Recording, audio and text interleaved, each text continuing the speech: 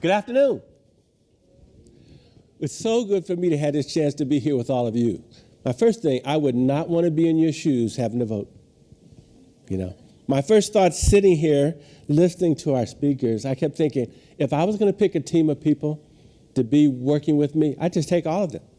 Because I have so many of the pieces that I think most companies don't have.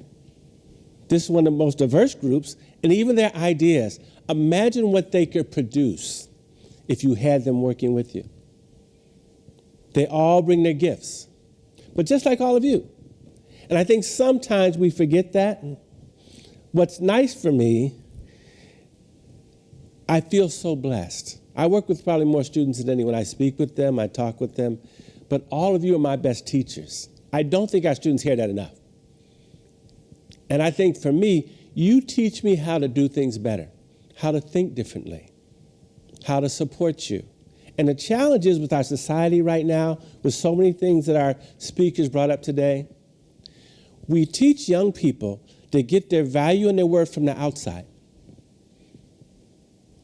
If you do that, have that, wear that, know this person, like this person, do these things, you're okay. But say all of a sudden society changes their mind. That's not important anymore. So does that mean you no longer have any worth? Your value and your worth comes from in here and in here. That's not how we teach. That's not how society instructs us. I've taught in the medical school, the nursing school, you name kindergarten. I'm used to being the only man. Nursing school, university hospitals, Rainbow, only man in nursing administration. I'm used to being the only. But the difference for me, my journey has taken me very different in my thought process. All of you are my brothers and sisters. We all come from the same place. Now, our perceived white brothers and sisters, did the research to show that, but we still continue to use the word race to separate us.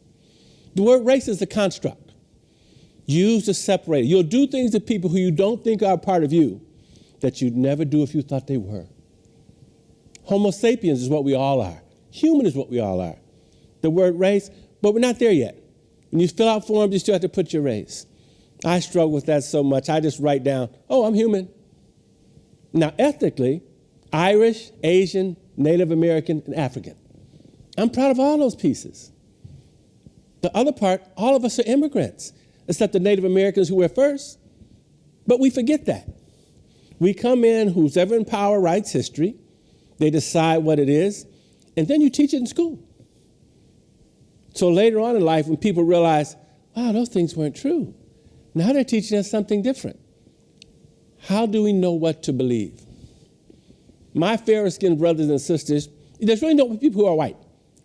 I don't say that to be mean. I love you all. But let me just say that. We all came from the same place. We all started in Africa. The research was done to show that. We all know why we look different. We went to different climates, different places. So the bottom line is, for me, all of you, my brothers and sisters, always will be. How can, if any of you needed to eat, how could I let you starve? You're my family. But that's not how most people's journeys take them. So when I look at hiring someone or helping someone, how can I not? But again, that's not how most people's journeys have taken them. I get ostracized for thinking like I think. For loving all of you the same, or knowing how important you are, people get mad at me. Does that make any kind of sense? To me, it doesn't. So I think what you're doing here in this program, it is so important to me. I just learned about it. I am so excited about this, I had no idea. So to me, this is so very important. This has been my life's work. I'll give you an example. I had a student here who studied engineering and theater, double major. When he got ready to graduate, he came to see me. He says, Dean Patterson, I don't know what to do. I've been offered a full scholarship in dance. But I think people may not think I'm a real engineer if I get my master's in dance. And I looked at him and I said, whoa, let's think a little differently. I said, you're so diverse that someone's willing to pay for your master's degree in dance, that you're not going to do this? That doesn't make you less of an engineer. But they shows you must be also a very good dancer. How many people I can do engineering, and I can go dance. And my life can be blessed because I can work both sides of my brain and have fun doing it. But that's not how we're taught to think. We're taught to think often in a tunnel. This is my path. And I try to teach students, let your path be this way. Because nowadays, you don't stay in one job. At least 7 times you change your jobs. So the more diverse you can make yourself no matter what you study, the better the chance you'll have and continue to do great. And then finding your passion. How do you find your passion? How do you know if you had to get up and do something every single day, what would you not mind doing? And just to learn to think that way. Imagine studying something, doing well in it, and you get up in the morning, I'm going to do what I like. It's not about the money. Our keynote speaker, I guess it was a couple days ago, Consuela Kickbush, who's one of my buddies, what I love about her so much, she thinks in many ways like I do. We're all brothers and sisters, and we all care about each other. Okay. Oh, I just want to make sure I wasn't doing anything wrong. Like I said, you guys are my best teachers. But one of the things she talked about is having how you become rich. Now, you can have rich where you think rich is material things and money. You could have rich what's inside your soul and your heart and your culture and what you've been taught and your values. Who gets to decide what is most important? You do. No matter what you study, when I talk to students, I say, how are you going to use what you study? Oh, well, I'm going to do this and do that. And it's usually making money, moving away from the world's problems. Because when you think about what you're going to do, it's really about you. So I say to students, I said, well, no matter what you study, how are you going to use what you study to make the world a better place? Because then it's not just for you anymore. That's your responsibility. Do you want the world to stay the same it is or to make it better? Would you want your legacy to be on a wall and your name on a building or in somebody's heart? How would you want yourself to, what would your legacy to be when you're gone? It's about people. I can get a chair and a table, I can get a screen.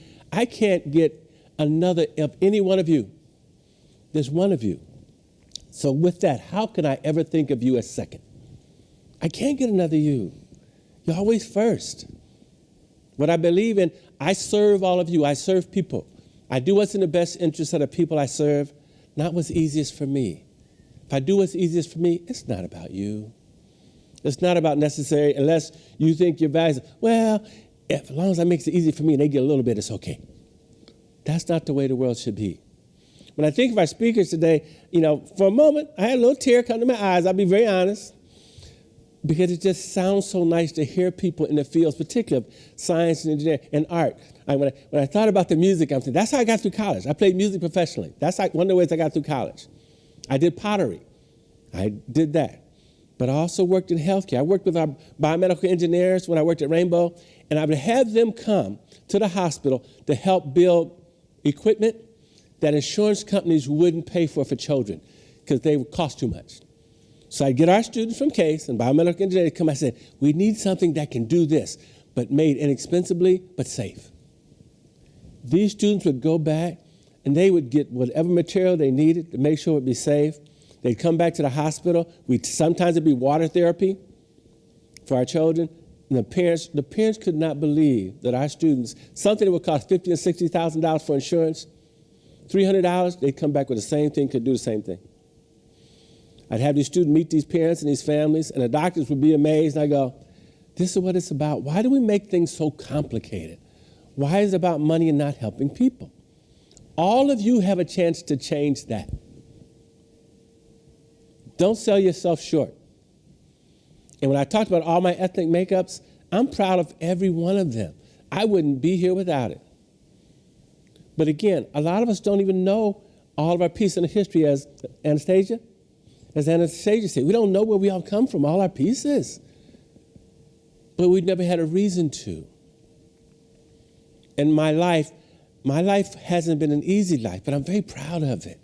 I wouldn't have changed a thing because I wouldn't be me. I wasn't supposed to be here either. I have a tie that said endangered species, and I wear that because I was supposed to be one too. But then people would look at me, And they would always decide my ethnic makeup. No one would ever ask. First of all, dialogue-wise, we usually don't know how to ask, and we don't know how to receive. So when you have a dialogue, it's not just about the words, it's the listening. Tell me your story. Your story is yours. I don't get to say things about it. That's what your story is. I need to listen to it, understand it. That's how I begin to know you. So when you have a dialogue, remember, listening is just as important as what you say. You don't have to talk all the time. But that, again, is not what we're taught. The more we talk, we must be smarter. We're the ones that know stuff because we're doing all the talking. That's not the way it works either. Oftentimes, the people who are most silent are the ones taking it all in because it's not about them. It's not about them having to show off to look good. Is it better to look good or for things to work well? So when you think about yourselves and who you are, today I could ask you to come up and say, hey, tell me who you are. And the day you would think about it and go, oh, what should I say? Should I be honest? Should I say what I think he would want to hear? Should I say simple things or get deep and tell him really things? But 2 years later, 1 year later, I'd ask you to do it again, and you've grown. You would tell me other things. Because that's what you're supposed to do. You're supposed to grow and develop and change, but change for the better. We have a tendency sometimes to fool ourselves, but really not ourselves. We try to fool other people because we can tell them different things and hope they will believe what we tell them. When you go home and look in the mirror, you know if you told them the truth or not. You know if you did what you said. Many people in our country right now, which makes it really complicated for young people, are getting better at saying all the right words. You see it all the time on the TV and the news. I'll be honest, I see it on our campus because I get to talk with all those people who are right here about it. But they don't live what they say. See, when you hear a person say all the right words, but then not live what they say, you get really confused. Now, they said this, but they did that. And I'm not sure if I can confront them because they're here, and I'm kind of feel like I'm down here. But for me, students are here. Everybody else is down here. We wouldn't be here without you. You're most important. When I work with students, I say 3 things when they come in my office. When you come to the door, you're most important. You're my best teacher, and I serve you. And they look at me, and I go, and I ask them. When they leave, I ask them, how did I do? I want to know if I did what I was trying to do. And the other thing you guys have taught me, which, again, I like things very simple. When people come into my office, I do the same thing with faculty and staff, so I don't want you to think I just do it with you. This is a surprise, too. But the main thing, we make things so complicated. People who want people to think they're very smart make things very complicated. They think if only a few people understand, I'm smart. No one else knows what the heck I'm talking about. But the reality is, the people who are really, truly smart are the people who make things very simple. Because it's not about them. They want everybody to understand. When I went to school here and write papers in English, a lot of my faculty would say, why do you write so simple? You have such a large vocabulary, but you always write so simple. I go, well, let me explain. I'm not just writing for you or people who would know those big words. I want to write so as many people as possible could understand and learn. It's not about me.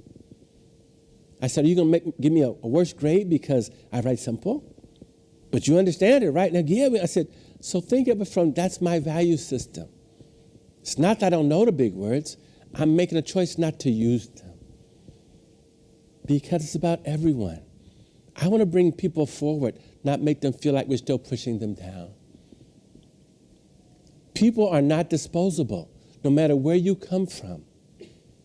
So much of my life work has been social justice for women because men don't always do that very well. I'm the first one to say it. Well, that's not our forte. But that doesn't mean we have to be that way. We can change and be different. So when I think about all of you in this room today and our speakers again, I have a team. I'm getting all of you, so just know that.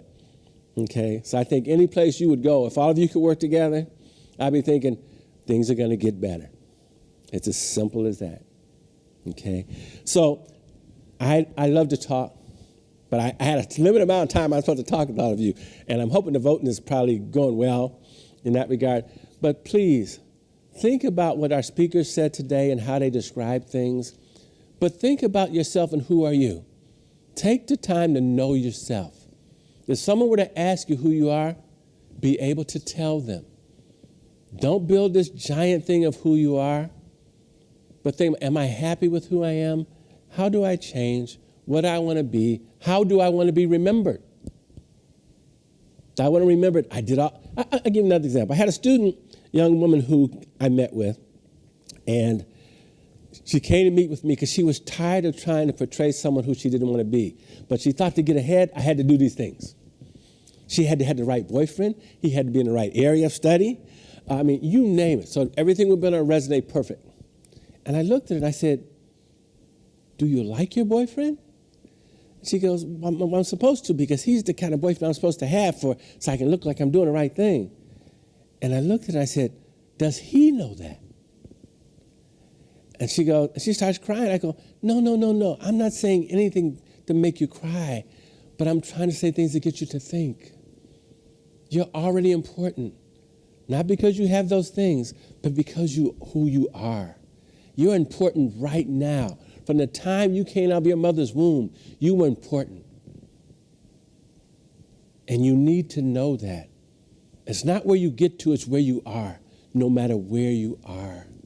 Don't let anyone ever take that away from you, and don't give anyone that power to decide your worth or your value. I don't care who you are, what you look like. And the one comment that I really appreciated, our last speaker talked about treatment. Okay, I'm a treatment person. It's not the words, it's how you make me feel. And I think what we don't do very well here in most places is talk and help people to feel they are treated well, they're cared for. And you can ask someone, hey, when you think of a time in your life when you really felt you were really treated well. What did that look like? Most people's body language will change. They'll relax more. They'll start smiling. I go, whoa, what's happening? What's happening? Tell me your story. And they'll tell you that time what made them feel that way. Every one of you would have a different reason. So we don't have to know why unless we listen to someone else. And then I try to give students and people, when they tell me that, that's how I work with them. They taught me how to help them feel best. It's in my power, and me, as someone who serves you, I'm going to do my best to give you that. Because it's not about me. In healthcare, I saw some of the craziest things in my life. I thought it was going to be the most nurturing treatment place in the world. It's the most political place you could ever find yourself. And I'm being honest. I mean, I will always be honest with all of you because you're too important. But you can change it. All my life, I've been considered an outlier. I always did stuff different.